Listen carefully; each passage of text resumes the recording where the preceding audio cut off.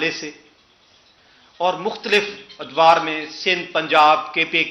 بلوچستان ہم اپنے مسائل اجاگر کرتے رہے اور کسانوں کے مسائل کے لیے دھرنے بھی دیے، ہمارے پہ FRA بھی ہوئیں، لیکن آج تک جس طرح کا کل کنونشن تھا، آج تک کبھی کنونشن اس طرح کا کسانوں کو جو پرائم منسٹر صاحب اور آرمی چیف صاحب نے سنا،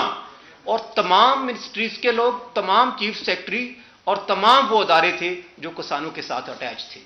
اور اس وقت جو ایسے سب سے بڑا جو ایشو تھا جس پہ میرے عارف والے اور بورے والا میں کریک ڈاؤن ہوا اور کسانوں کو گرفتار کیا اور ان کے ٹیوب ویل کے کنیکشن کاٹ دیے جو اوور بلنگ کی مد میں تھے. تو اس حوالے سے ہم نے جب ریکویسٹ کی تو آرمی چیف صاحب نے اور پرائم منسٹر صاحب نے اس کا فوری انہوں نے اعلان کیا، پرائم منسٹر نے، کہ ہم آپ کے یہ کنیکشن بحال کرتے ہیں اور جو اوور بلنگ ہے اس کا خاتمہ کرتے ہیں اور باقی جو پیسے آپ کے ہیں وہ آپ آسان اقساط میں پے کر دیں. تو ہم مشکور ہیں آرمی چیف کے، ہم مشکور ہیں پرائم منسٹر کے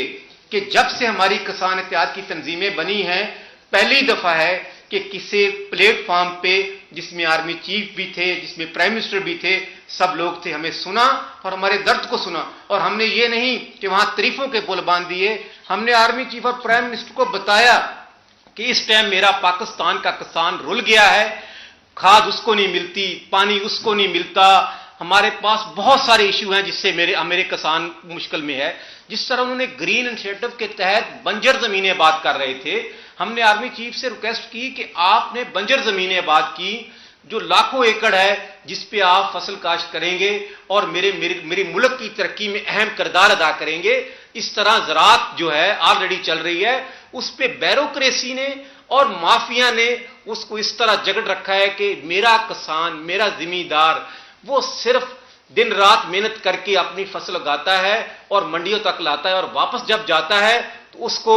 ہر سال 2 لاکھ 3 لاکھ جو اس کا آڑتی ہوتا ہے اس کے سر پہ نکالتا ہے کہ آپ کو ہر سال 3 لاکھ آپ پہ قرضہ ہے، وہ کبھی بھی اس قرضے سے باہر نہیں نکل پاتا. تو میں امید کرتا ہوں کل جو کانفرنس ہوئی ہے کسانوں کی جس میں گرین انیشیٹو جو چیف آف آرمی سٹاف کا ہے، جو کسانوں کے لیے ہے، جس پہ انہوں نے بنجر زمینیں بات، اس میں بنجر زمینوں کی بات نہیں کی آرمی چیف صاحب نے، اس نے یہاں تک کیا ہے کہ اس ایریے میں ہم سیڈ پیدا کریں گے، اس ایریے میں ہم آپ کو دوسری بڑی کمپنیوں سے ہم بات ہو رہی ہے فرٹیلائزر کا آپ کا حل کریں گے. پھر انہوں نے کہا کہ آپ کی جو ڈیری ہے اس پہ ہم ریسرچ کر رہے ہیں جس پہ آپ کا جیسے پہلے ہماری ڈیری ہے، ہماری عام روٹین میں جو دودھ ملتا ہے ہمیں 5 سے 6 kg کا ایک بھینس یا گائے دیتی ہے، انہوں نے کہا ہم اس پہ بھی ریسرچ کر رہے ہیں کہ آپ کو وہ ہم نسل دیں گے جس سے آپ کو 15-20 kg ہوگا. پوری دنیا سے ہم لوگ بلائے ہوئے ہیں، میں آرمی چیف کا اور پرائم منسٹر کا، ہم یہ نہیں کہ کوئی بات وہ کرتے ہیں، لیکن ہمیں کل نظر آیا اسی وقت فیصلے ہوئے کہ کسانوں کے مسائل حل کرے اور کمیٹی بنائی جائے. آپ کو پتہ ہے 70% میری پاک فوج میں میرے کسانوں کے بیٹے ہیں اور ان 70% کسانوں کے بیٹے جب شہید ہو کے میرے گاؤں میں آتے ہیں اور ان کے وہ صرف 50,000 کی تنخواہ پہ کام نہیں کرتا فوجی، وہ اس لیے کام کرتا ہے کہ اس نے ملک کے لیے اس میں جذبہ ہوتا ہے. اور وہ میرا کسان جس کا بیٹے کا جنازہ پڑا ہوتا ہے وہ کہتا ہے میرے 10 بیٹے بھی ہوں تو اس پاک فوج پہ قربان. میں